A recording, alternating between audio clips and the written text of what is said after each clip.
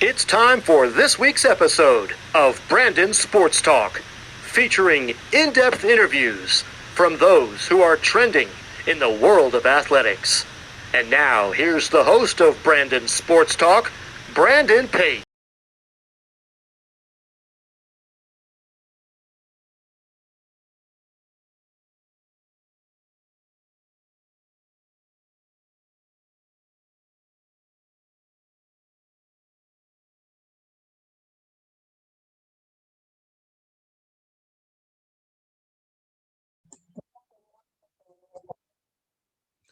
Welcome back to Brandon Sports Talk. In today's episode, I have the privilege to interview the Buffalo Beauts head coach, Rhea Coad. How are you doing today? I'm good. How are you? I'm doing good. Can you talk about how you knew that you wanted to start coaching in professional sports? Yeah, I didn't really know at first. It kind of came out of nowhere for me. How got started coaching for the Beauts was I initially was getting emails to play for the Beauts, and so at first I was kind of him and hawing, going back and forth. I was working at Nazareth College as the assistant coach. I didn't think I had the time, but my head coach there, Chris Baudo, had told me, well, why are you deciding if you can or can't play? Why don't you let them decide that for you? And so he made some pretty good sense. And so I'd emailed back the current GM back then, which was Mandy Cronin.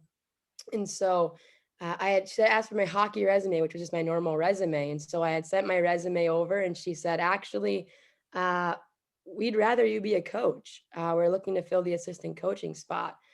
And she said, it's up to you if you want to play or coach. And I said, I will coach. So I'll have to get in shape for that. So that's kind of how my coaching career began there. And so it kind of happened out of nowhere. I didn't honestly have any intentions coaching professionally. I really did like the college realm. I liked the age I was at, working with, young adolescents and mentoring them. And the unique thing about college is at that age, they're trying to find who they are. And so that was kind of what I enjoyed, was not only the hockey aspect, but helping them find out who they were and who they wanted to be.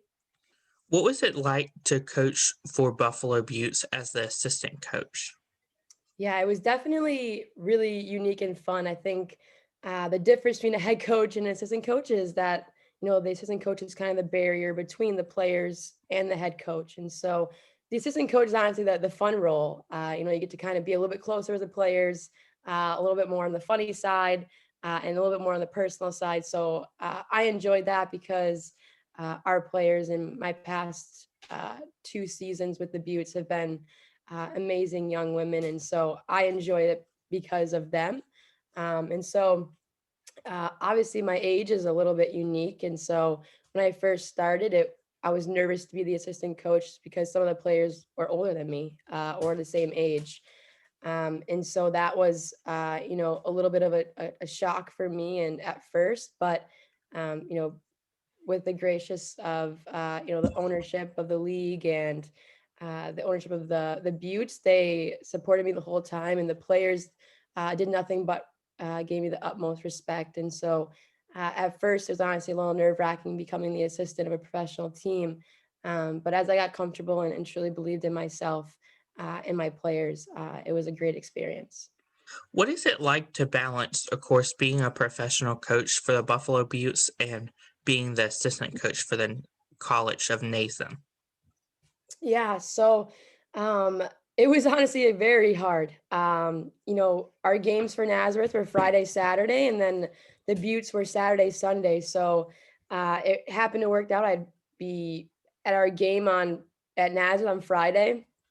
I'd head to Buffalo for our practice that night for the Buttes, and then I'd head back in the morning for our Nazareth game, and then I'd head back to Buffalo for our Buttes game that night. And if it was away, I'd be at my Nazareth games, and then my amazing dad, would be in the parking lot ready in Rochester to drive me to Buffalo to the airport so I could either, fly to Minnesota, New Jersey to meet up with the Buttes. And then, we're on a road trip. We never got back any earlier than 3 a.m. on Sunday night. And luckily for me, I had practice for the Nazareth at 7 a.m. the next day. So I'd be getting off the bus and driving straight to Rochester for my Nazareth practice. So those times honestly weren't not a lot of sleep happening, but I honestly wouldn't change it for the world because I honestly grew a ton.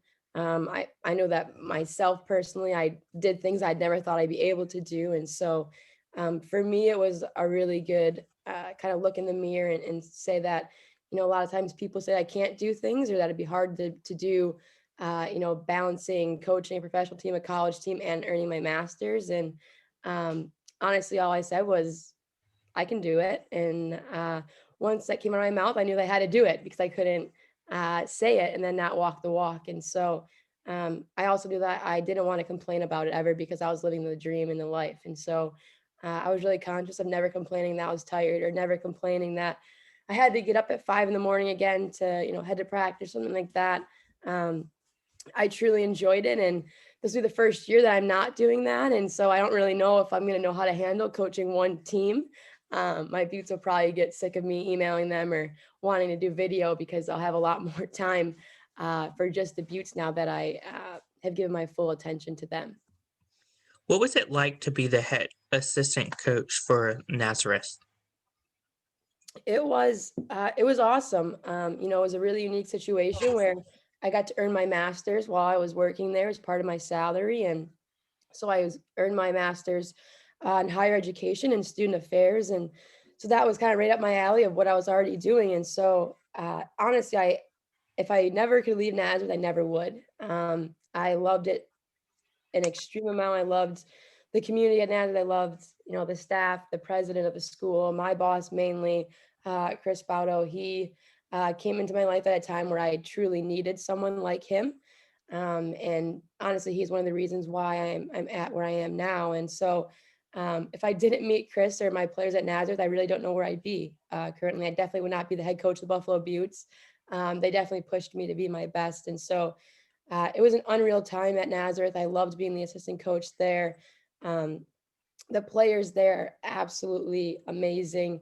And it's no doubt in my mind that within the next year or two, they will be national champions. Of course, what was the process like to transition from being the assistant coach on with the Buffalo Beauts to the head coach?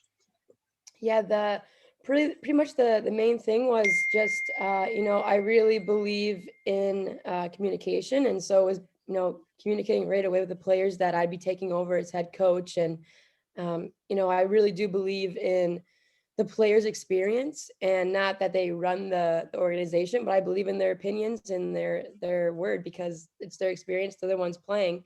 And so it's kind of been slowly transitioning.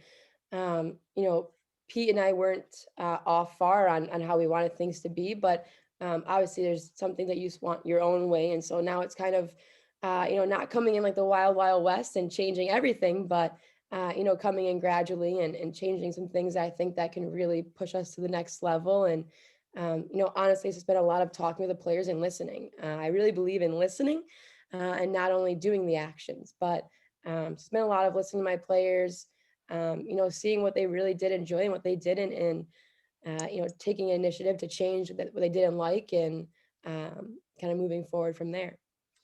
What is it like to coach, of course, the Accursi twins, Taylor and Hunter Accursi? Yeah, it is actually crazy. They are a ball of energy. The two of them together is like a wrecking ball almost. It's hard to run a practice with the two of them on the ice. They're great hockey players, but they're easily distracted, and they can distract your players really easily as well. I love the two of them. They're unreal humans. They come from a great family. I've had nothing but great interactions with them. Hunter, I haven't known as long as Taylor, but Hunter, I got to know really fast in the bubble. She actually, I run this, I learned it from Chris at Nazareth. It's called the hot seat. And so you put your players in it just to kind of open them up and, ask questions and just learn about each other. And so we're in the bubble, and I'm trying to, help the players, culture wise, get to know each other. And so I started the hot seat, and Hunter ruined the hot seat for me. I don't think I'll ever do it with a team again because she took it in a whole different direction than I was even thinking about. And so they are really funny. Again, awesome hockey players. Um, and they are exactly the type of players that we want the Buffalo community and our fans to know of because they are great. So I've enjoyed, not even enjoyed, I've loved coaching them and I've loved being their friend the most. Who are some of the notable players that you have coached with the Buffalo Beauts? Yeah, definitely. Obviously, the biggest one for me would have to be the U.S. Olympian Lisa Chesson. I played for us this past season. She played the Beats in the seasons before, but I was not on the staff for that. But it is truly awesome to be coaching an Olympic player. I mean, she is a smooth hockey player. And then other than that, I mean, honestly, every Butte player that I've coached is taught me something in a different direction than I've even thought about or knew of. And so another player to name would be like Carly Jackson. I'm super excited that she chose Buffalo to begin with and is going to continue to choose Buffalo. And that's what we're excited for because I think she only made a small splash in Lake Placid, even though it was huge to the league. I think she's going to grow even more. And I'm excited for a normal season with her and, a normal practice schedule where we were not split half in Canada practicing and half in the States practicing just because of COVID. So I'm excited for that. Honestly, every player that we are bringing back or bringing in for this next season, I'm excited to be coaching and honored to coach because all of them are unreal Division One or high end Division Three players. National team players for not only the U.S. but Canada. And I'm just honestly excited to be working with them even more than I already have. Of course, with COVID being a big factor of why your players were split this season, can you talk about, of course, the struggles on some of your players being in Canada and some being in the United States practicing?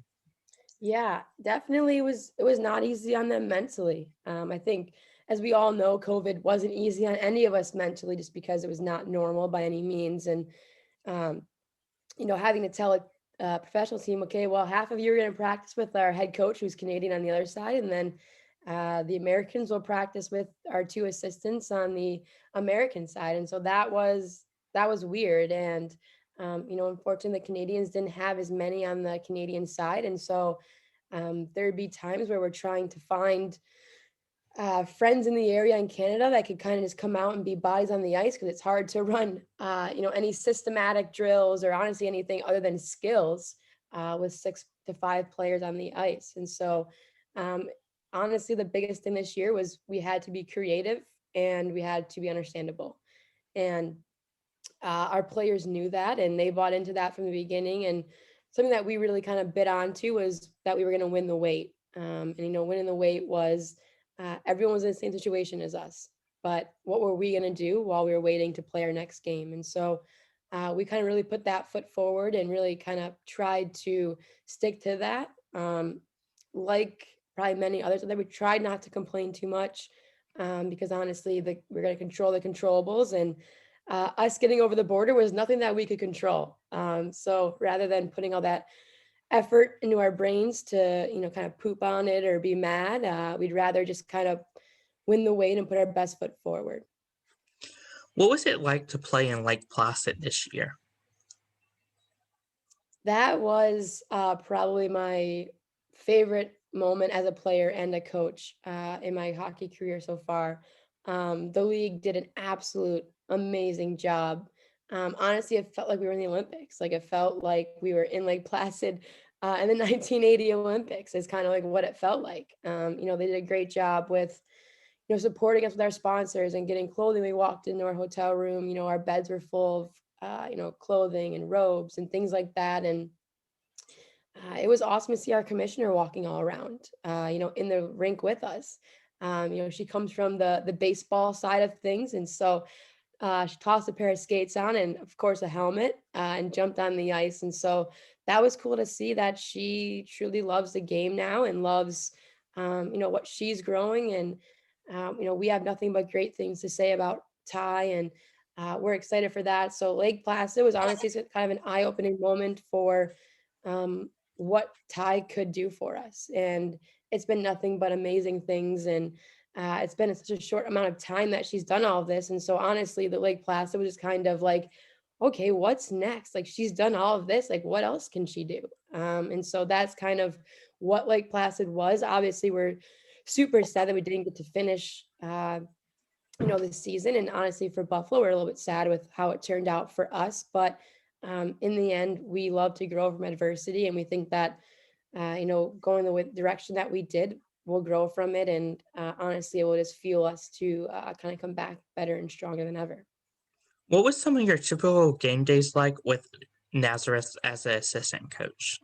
Yeah, so game days typically were, I got there about 3 hours before the game. We have equipment managers, so they were set up, the locker room and things like that. But I would help them, and we'd have food between the periods for our players, and so we kind of set that up. We really try to teach and show our players to, nutrition before and in between games. And then honestly, we like to treat them like a pro. Our philosophy at Nazareth is we treat like a pro, we expected you to play like a pro. And so, that's probably one of the reasons why Nazareth has so much success as they do. Obviously, it comes from the talent of the players and solely the players, and because they're the ones on the ice doing all the work. But, that kind of comes from there. And from there, we kind of have some team meetings. We go over kind of like our game plan for the day and the game, and hit on a few just notable things, not too much to overload their brain, but just to get them mentally prepared and thinking about what they had to do to execute on the ice. And then honestly, from there, it's kind of a lot of sitting around. I bring out a card with me on the bench. It kind of has the lines, probably write any situation possibly down that could happen. I coached the defense at Nazareth, and so I would write down any possible situation that could happen, whether I somehow lost all my defensemen in the penalty box and had to figure out what I was going to do, or if it was later in the period and maybe we got a penalty and I was short a few defensemen on the bench. And so just things like that. It was a lot of thinking, but as well as trying to stay clear. I learned really fast that I could get in my head pretty easily and be spinning so many things in my brain on the bench. I'm not really in the moment and giving the players the best that I can. So I had to learn to try and not think about hockey until I would kind of give myself leading up to like 40 minutes for the game. Once kind of hit 40 minutes and I was really checked in and, trying not to spin too much in my brain, but dialed in. But it's kind of a lot of Chris and I sitting around trying not to talk about too much hockey because we could easily do that too often. So it was honestly kind of preparing our players, but also preparing myself. What is a typical game day like for the Buffalo Beauts as a head coach? Yep. So as a head coach, I haven't gone through the game day situation yet, but it'll be very similar to what it is now. Preparing the players with a little bit of guidance. Not putting too much in their head because we'll be practicing all week and I'll be able to do that then. But just to make them feel comfortable and confident. I think the biggest thing is making my players feel confident as they get onto the ice, and so that's kind of my philosophy and goal for kind of coaching before the games is just getting my players prepared and ready for to take the ice. And so that's kind of what I envision my same tendencies will be as a head coach before games is probably very similar as my tendencies as an assistant coach. What is something that you learned while you were as a college coach that helped you to become a professional head coach? I think the biggest thing was stepping outside my comfort zone. I was a very shy kid growing up, and I didn't really like to ask questions. I didn't really like to put myself out there, and I got Nazareth by putting myself out there. I'd found on the website that Nazareth had created a team. They didn't have an assistant, and so I reached out to Chris. I shot a blank email, just hoping that it would kind of go that way, and it ended up going that way. But my greatest thing would be stepping outside my comfort zone. I think that when I did that, I gained confidence and I truly loved myself. And I think that that's exactly the reason why I am where I am is because I, again, stepped out my comfort zone. I had a different outlook on life. I've really had great mentors and friends that, you know, were there for me. And so that's kind of probably the most reason why what I learned from being at Nazareth. Working with both the college and professional, which one was easier for you? That's a good question. I'd probably have to say the easier. Hmm. Um,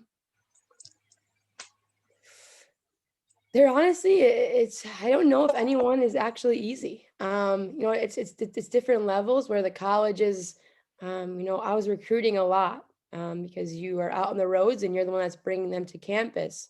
Where the professional side is, you're not out on the road. So if I was to say like what was easier overall, probably the professional, just because um, my sole responsibility was to make that team the best I could. Whereas at Nazareth, I had to help them educational, academically, as well as recruiting. So I was gone on the road a lot. And so that would probably be why it wasn't as easy, just because of the more rigorous of a schedule, not necessarily the actual easiness aspect. What's it like to coach young girls to teach them how to play hockey? It is probably the most amazing experience ever. I've never coached youth hockey really at all. My dad is super into youth hockey and coaches, but I would just jump out there once in a while. But now that I have a lot more time on my hands this summer, because I won't be recruiting for Nazareth, I've been doing a lot of skills camps in the area with Mark Zarbo, our assistant coach, and it's been youth hockey, and it's been a lot back to the basics. My voice is actually a little hoarse because of the young kids. I'm yelling a lot, eyes on me, which I've never had to really yell a lot. Or stay, stop moving, stop moving. I never had to yell at college players or professional players to look at me or stop moving. So it's been a little bit unique and different for me, but again, it's outside my comfort zone, and I've learned a ton from the youth hockey players that I've been working with for the past month. And that's, I think, what is really cool is that I'm even learning from 6 and 8 year olds and 14-year olds, boys and girls. And so um, I absolutely love working with the Buffalo community, growing hockey, not just for women, but hockey in general. I think that I want there to be a ton of boys and women's hockey players. What is it like to coach against your player, Kelsey Newman, whenever you do coach the young youth? Yeah. It's a lot of chirping back and forth. I'm not a good at losing. Even if it's like a 3-on-3 league, and it's cross ice, I still don't do well losing. And so I probably am, chirping back and forth to Kelsey or any of the other coaches I'm facing. But it's really cool because um, it's just cool to be in that atmosphere with a player that I've worked with for the past few years. I've watched her grow in the league even before I was on the staff of the Beauts. And so it's cool to see what she did for the Beauts and now what she's doing for the community. I think is honestly the really cool, um, you know, figure of it. Also, at the same time, obviously, there's a lot more to the world than just hockey, and so it's cool to see Kelsey. She's a teacher, and she works with the youth in the community as well as hockey, and so I think that's honestly just cool seeing Kelsey succeed so much in the community, not just in hockey but in her career as well. What is it like to balance practice along with player schedules, like how most players do have other jobs because they don't get paid fully as a professional athlete? Yeah, that's not the easiest, to be honest. And that's, kind of the next notion for the league is to try and, not have players who have to work full-time jobs outside of playing in the NWHL. And so um, our players are extremely flexible. They're extremely driven and determined. And uh, like me, you'll never hear them complaining about how they just worked a 12-hour shift and now they're coming on the ice and they're getting after it in practice because we give 110% effort every day. And so um, it's not easy for them, and they'll be the first to tell you that. But the experience and the friendships and the moments of living where we are on the ice, it's kind of a no-brainer of why we do it. It's because we want to grow the game, and so that these youth hockey players I'm working with now don't have to deal with these minimum payments or not being able to get on the ice as much as we want to. It's growing really fast, and I think that that's exciting. And even now at the recruiting level, the college level, we never talked about the female side having a professional after 4 years of college. It's always been like the highest you can go is college if you're not on the Olympic team. And so now it's kind of cool to be able to toss in there. If you want to play in NWHL after college, like, we want to help you get there. And I think that that is honestly the biggest step in a good direction, is that we have the NCAA backing us up as well, and wanting to filter in the high the high talent that they have at that level. And I think that that's really cool and exciting, and just speaks volumes on where the league is going. Of course, with balancing your player schedule, are there like times where like some players will come in the morning and then some players might come in the afternoon, late night? So we typically practice every night, not every night. Our practices are always at night, around 8:30, and so that is we haven't had any issues with our players missing for that, just because of work, because typically it's done at that point. Um, the only conflict that we have had with that at night practice is that some of our players are also earning their masters, and so night classes are kind of a thing. And so they don't have to miss all the time, but sometimes their professors aren't willing to let them present at different times, so they have to go in and present. But um, typically, we always practice at night. We do have, for us, a skills optional practice during the week, and the reason why it's optional is because we don't want our players to feel pressured. Some of them have to work and they don't get to make that, and it's not cool, and they don't feel good about it. And so that's why we kind of toss the optional tag on there, just so that again, our players aren't feeling like they're pressured or they're missing out. And so that's kind of the way that we kind of work that, is always our practices at night, and if they're not at night, then it's on the weekends. What do you look forward to happening once you get that step and become the head coach and coach for a game alongside Digit or alongside the Buffalo Butte? I mean, alongside the Boston Pride team. Yeah, I think putting myself up to Digit and Paul is a little different. They are, Digit is well known. She is really created women's hockey, and she has the fire underneath her to really push for what we need and what we want. And I think that that's what the league needs, as well as someone who's not afraid to say, well, this isn't right. And so I think that that's awesome to be in the same caliber as next to her. And then Paul, his career speaks volume of him, and his track record as a coach in the NWHL speaks volumes as well. And so honestly, I'm excited and honored to be in the same category as those two, and any other coach in this league. And I often get asked, do you want to be like Digit? Do you want to be like Paul? And the answer is no, I don't want to be like anyone. I want to be myself. And so, although I'm honored to be in the same category as them, I'm not like them, and I don't plan on being like them. What advice would you give college coaches looking to start college coaching? Yeah, I think the biggest thing is, honestly, to be a college coach, it is a grind in the beginning. And the grind is fun, though. It's not a grind that you hate. You're living the dream, going rink to rink, traveling, get to go to Florida or all these other cool different states. And, the NCAA college coaching community is very small. And so it's pretty much a reunion every time you go recruiting, you get to see all your friends. And so I recommend, wanting to work every camp that you can, showcases for the college prospects in the area.